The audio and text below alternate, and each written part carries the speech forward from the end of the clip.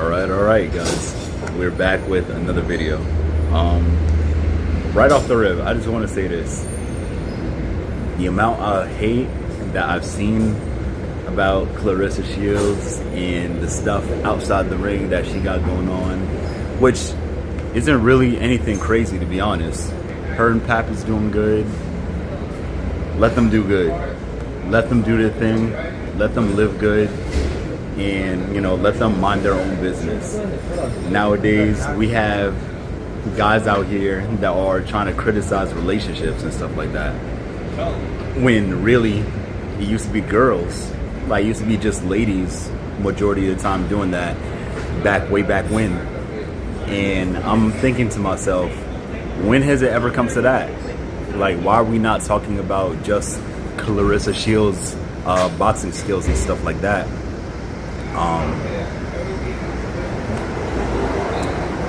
And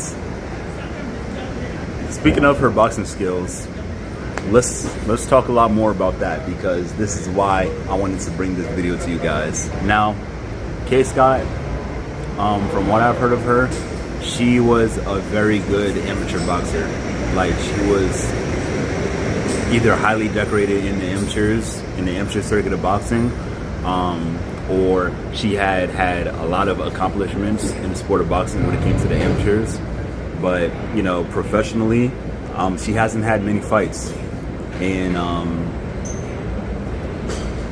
a lot of people were thinking that this would be the time that Claressa Shields would be upsetting and would finally obtain a loss on her record. That day that she fought, it wasn't the case.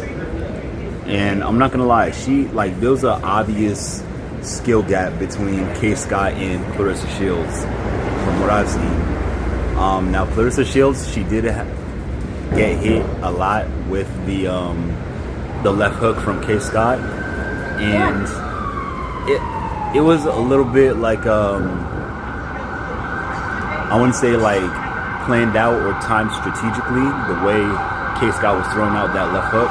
Now, it looked like K. Scott was trying to get comfortable throughout the fight, the way she was like trying to paw her lead hand and stuff like that, and try to, like, you know, find timing for, again, her left hook. And it seemed like she just couldn't get it down. Whereas Claressa, all she had to do was paw her lead hand and then come out with the right. Paw her lead hand, come out with a hook, or come out with an uppercut. And there was a lot of times when she knotted up K. Scott, you know, had her dazed, gave her a standing 8 count. And there was times when, like, you know, the fight then could have been, like, stopped and they could have been through in the towel a lot sooner, but it looked like the referee wanted to continue the fight, and that's exactly what happened.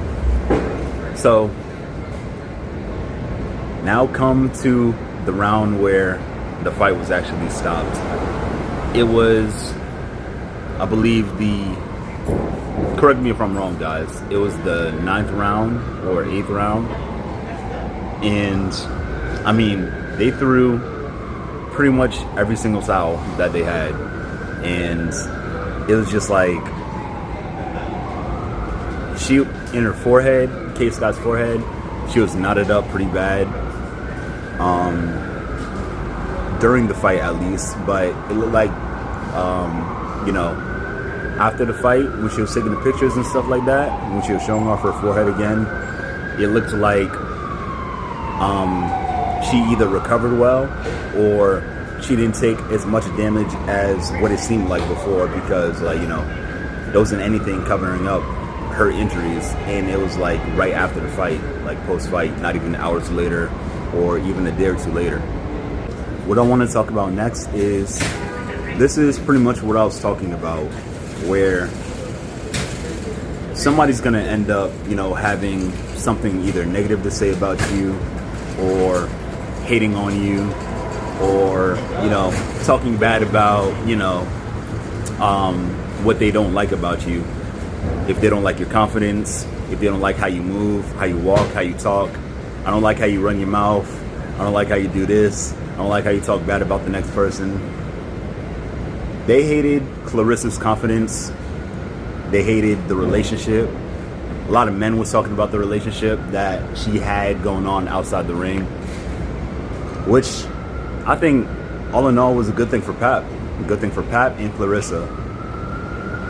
Good fighter, good athlete, and you know, they found something to hate on her because they couldn't really talk about her skills like that. But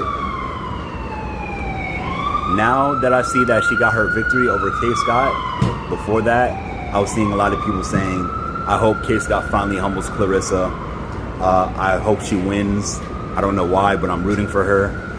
And then now that Claressa won and they see how she did it in emphatic fashion, now I'm not seeing as much, you know, K. Scott support anymore. And that's usually what happens in the sport of boxing, where somebody loses, even if it's just one time, all of a sudden all their support goes out the window.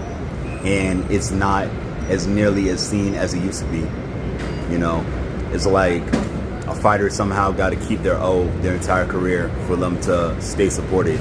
But the moment they have a little inkling of a mishap in their competition or in their resume or in the adversity that they face, then they no longer are faced with that same support. And it's unfortunate until they start, I guess, winning back the crowd or winning back the audience again, which means like, oh, they gotta continue a winning streak. They're not like the real fans, even the casuals aren't even with them the moment things aren't going their way. So I think that's like very, very unfortunate, and that's something that I'm not sure if it was like that the whole time in the sport of boxing, but as far as I've seen, as far as I've been involved in the sport, that's all I've been seeing for the most part. And it's very rare where, you know, a fighter, well, a boxer would even face like a defeat or even several defeats in a row, or even throughout their career, where they would not be, you know, supported by the same crowd or the same environment that used to support them before those losses.